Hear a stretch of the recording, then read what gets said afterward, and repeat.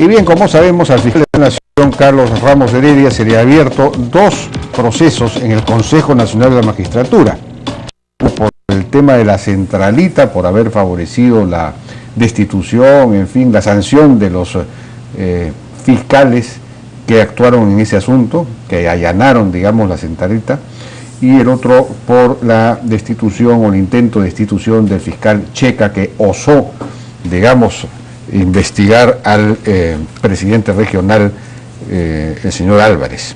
Estamos con Cruz Silva, que es abogada de Justicia Viva del IDL, que ha publicado un informe sobre este tema y tiene los documentos del asunto. Cruz, ¿cómo estás? ¿Cómo le va? Buenas noches. ¿Qué tal? Buenas noches a usted, gracias por la invitación. No, gracias por venir. Bueno, si la investigación se lleva, digamos, de manera más exhaustiva posible, el fiscal Carlos Ramos, el fiscal de la Nación, está en problemas, ¿no es cierto? ¿Qué elementos tienen ustedes? ¿Qué nos pueden contar? ¿Qué es lo que han encontrado? Bueno, en principio relacionado con el caso de la centralita, que es el primer caso en el cual el Consejo le está viendo proceso disciplinario, hemos encontrado que la decisión, entre otras cosas, de febrero de este año del doctor Carlos Ramos, solamente toma en cuenta las versiones del doctor Heriberto Benítez y entendemos el informe del doctor Dante Farro para señalar que tanto el fiscal Jiménez como los fiscales de la centralita tenían que ser investigados con fines de denuncia penal, relacionado a los presuntos delitos de prevaricato y abuso de autoridad. El problema es que en ese informe, lamentablemente, el doctor Carlos Ramos no constata la defensa o los argumentos de defensa de los fiscales. Esa falta de motivación ya evidencia una posible parcialidad para discutir el tema. Últimamente se ha descubierto que no solo no se tuvo en su momento en cuenta las declaraciones que podrían haber dado los fiscales denunciados en este caso, sino que además se omitieron 2 documentos súper importantes para la investigación del doctor Ramos. Uno es que en el año 2012 un juez constitucional declaró infundado el habeas corpus que presentó el señor Martín Belaunde a favor del señor Burgos por una presunta violencia contra el domicilio al momento del allanamiento del famoso lugar llamado La Centralita. Es un juez de Chimbote. Es un juez del Chimbote, así es. O sea que no aceptó el argumento en favor de, digamos, los que supuestamente habían sido allanados. Así es, no aceptó no aceptó el argumento de la ilegalidad del allanamiento y concluye... Exculpó a los fiscales en buena cuenta. Señala que el allanamiento fue de acuerdo a ley, ¿no? Que estuvo de acuerdo a las funciones. Eso lo dice un juez de Chimbote. Un juez de Chimbote. Y a esto se suma, si uno no está de acuerdo con la resolución de cualquier juez, lo puede apelar. El tema es que los presuntos agraviados no apelaron y dejaron consentida esta resolución. El otro tema es que en nivel disciplinario, la oficina desconcentrada de la Fiscalía también le siguió un procedimiento a los fiscales. La oficina de control. Así es, del propio Ministerio Público, ¿no?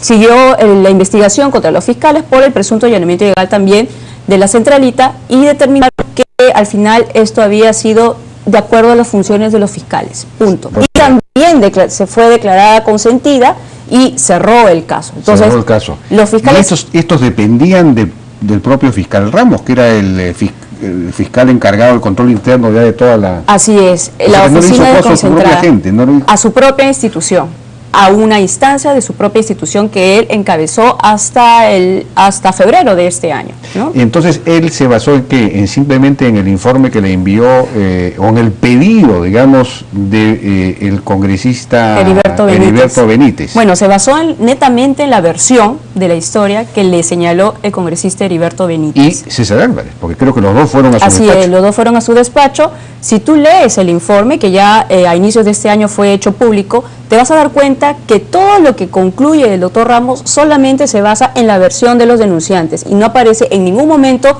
los argumentos de defensa de los fiscales, ni por qué hacer caso a una versión y no a otra, y cuáles son las pruebas para justamente decidir por tal o cual postura.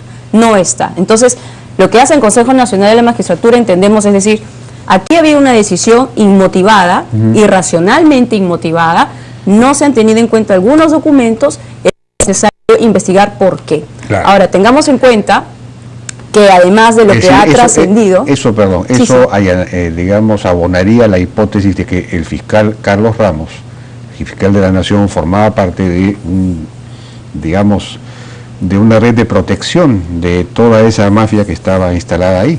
Lamentablemente da fuerza a esa tesis, porque cualquier fiscal que actúa de acuerdo a ley motivaría debidamente sus resoluciones, ¿no? Ese es el problema. Ahora, recordemos también, como ha trascendido, que el propio doctor Peláez visibilizó estos defectos de la motivación a inicios de este año. ¿Ya?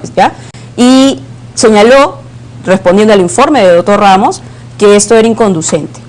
Y entonces ahora el caso, respecto de ello, está en stand-by. El problema es cómo así el doctor Peláez da cuenta de ello y no el propio titular de la Fiscalía Suprema de Control Interno, que no solamente su propia institución declaró que esto ya estaba cerrado, sino que los propios fiscales en un escrito del 2012 le dijeron: doctor Ramos, por si acaso existen estas dos resoluciones que indirectamente cierran el tema porque ya lo han analizado.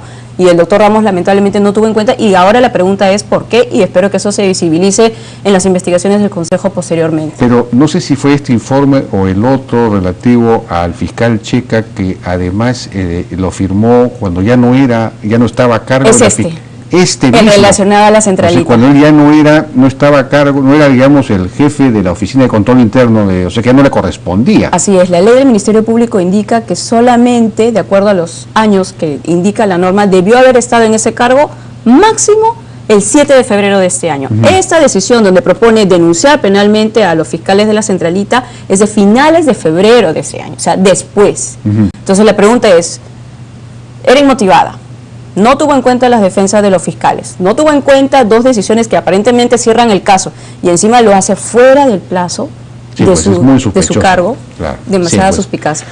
Bien, parece muy claro todo esto, ¿no? Esto configura un cuadro muy claro, muy claro. Sí, lo que nosotros hemos señalado es que, si bien es cierto, el Consejo ha avanzado en este caso tan importante, no solamente la centralita, sino todo lo que relaciona el caso Ancash, el tema del doctor Dante Farro, etcétera, por ejemplo, sí hemos indicado que el Consejo debió, porque tenía suficientes argumentos jurídicos para comenzar a evaluar la suspensión preventiva en el cargo del doctor Carlos Ramos, y no solamente de él, sino también del doctor Peláez Bardales, porque recordemos, cuando todo esto pasa, el fiscal de la Nación y quien saca finalmente a los fiscales de ese momento cumbre de la investigación es el doctor Peláez Bardales. ¿Es la suspensión preventiva para todo fin o para los vinculada a estos casos?